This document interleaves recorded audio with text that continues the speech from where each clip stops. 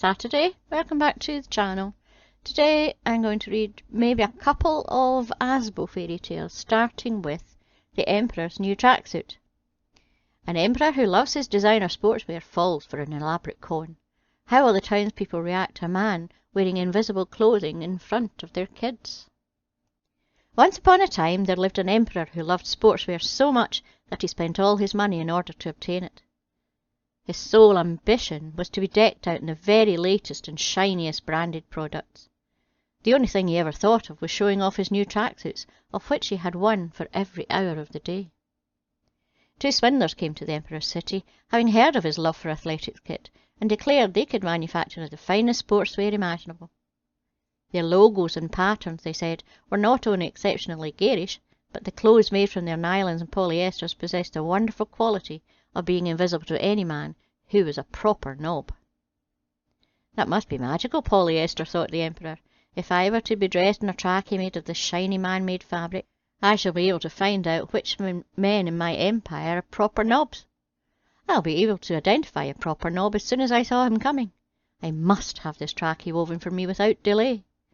So he gave a large sum of money to the swindlers and told them to set to work without any loss of time.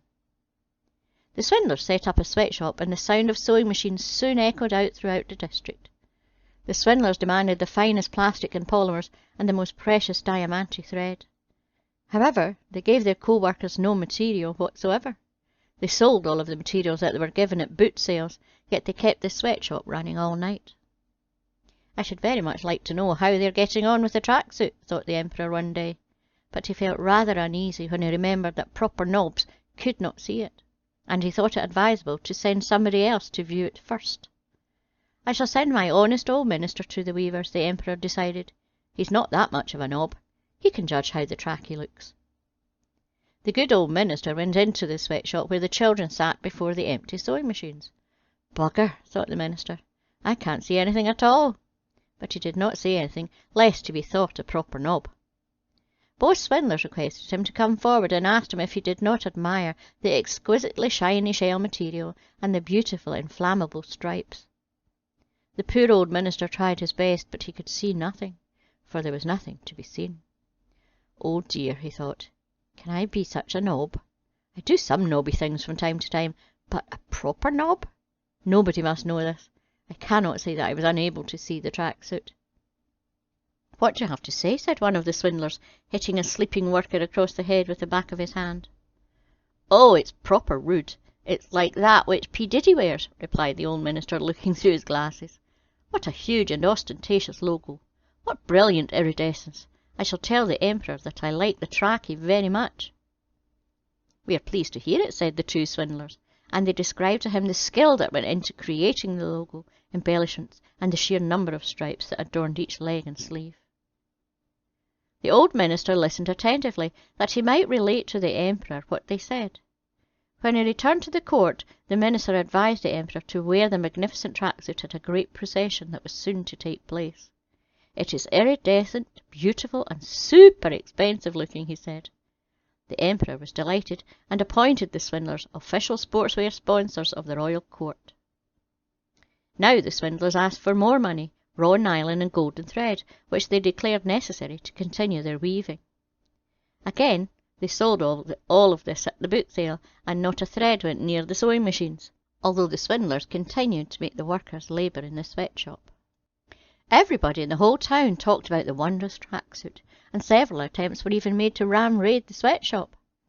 At last the day came when the trackie was to be presented to the emperor, and he sent his courtiers to the sweatshop to escort the swindlers. They made their way to his palace in a shining white van, and the many nobles who had heard of the wonderful tracksuit were there to welcome them. The swindlers stepped down from the van bearing aloft two empty coat hangers, and everyone at the court was dismayed and afraid that they would be exposed as a proper knob, for none of them could see the trackie. Imagining that everyone else could see it, they each pointed at the coat hangers and made sounds of admiration. Is it not magnificent? Said the emperor's courtiers. His Majesty must come and admire the trackie. To the fanfare of trumpets, the emperor entered the great hall and saw the swindlers standing before him with their empty coat hangers. What is this? Thought the emperor. I do not see any sort of tracksuit at all. This is terrible. Am I a proper knob? I mean, my wife thinks I'm a bit of one, but a proper knob? Gentlemen, he said to the swindlers, your tracksuit has my utmost approval. All of his attendants stared and stared at the coat-hangers, and though they too could see nothing more than thin air, they all nodded and agreed it was very beautiful. One swindler held his coat-hanger up and said, "These are the trousers. Look, you will not be able to burn holes in this material, even though your spliff should spill 1,000 hot rocks on it." The other swindler held his coat-hanger up and said, "This is the Trackie top. There is a hole in each pocket, so that you may hide any Class A substance within the lining of the top, and no bouncer shall find it, even though you may have as many as 10 pills in there." "Amazing," said all the courtiers, but they could not see anything, for there was nothing to be seen. "Would your Majesty now undress," said the swindlers, "that we may assist your Majesty in putting on the new Trackie before the large mirror?" The Emperor undressed, and the swindlers pretended to adorn him in the tracksuit, first the top, then the trousers, even pretending to tuck the bottoms into his white socks, and the Emperor looked at himself in the glass from every angle. "How fine it looks! How baggy the trousers!" said the courtiers. "What a cacophony of colour! What a fire magnet! It's the most magnificent tracksuit ever." "I'm ready for the procession," declared the Emperor. "Does not my Trackie fit me perfectly?" He turned once more to the mirror and made a little gang sign, nodding to himself. The Emperor marched through the streets, and all watching from the pavements and hanging out of the windows exclaimed, "Indeed, the Emperor's new tracksuit is incomparable! What a colour scheme! Look how many stripes and zips it has!" None of the townspeople wished to let anyone else know they saw nothing, for they would have been exposed as proper nobs, so everyone loudly admired the tracksuit. All of a sudden a small child shouted, "But he has no tracksuit on at all! He's walking around with no clothes on!" "Shut up, little Tyson, or you will sit in the naughty spot," said the boy's father, but other people began to whisper that the child was right. "He has no tracksuit at all," cried another person, and then another. It dawned on the Emperor that they were right, and that he had been made a fool of. However, he thought to himself, "I must uphold my dignity and keep walking." "Nonce!" cried a fishmonger. "What's he doing?" wailed a milkmaid. "He's coming for the kids," screamed a baker. "He's one of them pea." It now occurred to the Emperor that it was time to walk faster. "Hang six, Empro filth!" bellowed the town crier. "Empro scum and kiddy flash, outrage!" The Emperor and his courtiers began to walk very fast indeed. As the townsfolk began to shout and follow them, the Emperor turned swiftly into an alley, where he concealed himself in a dustbin. After some time the Emperor peered out from underneath the lid of his dustbin, and he saw pandemonium breaking loose. A chubby fishwife with 5 children charged past him through the alley, bearing a placard that read, "Get the Emperors out!" A mob of peasants dragged a man down the alley by his heels, the man shouting, "I'm not an emperor, I'm an importer of fine goods." "Shut it, Empro," snarled one of the peasants, cuffing the man about the head. "You flashed your last innocent child." The flailing man almost pulled the dustbin over, and at this the Emperor thought to himself, "I'm finished, and all because of my own vanity." Just then, however, another shout was heard in the distance, and the townsfolk all ran towards it. "They've got them!" shouted the one man. "They've got the Empros!" As the Emperor trembled in his dustbin, he heard the shouting and noise move away into the distance.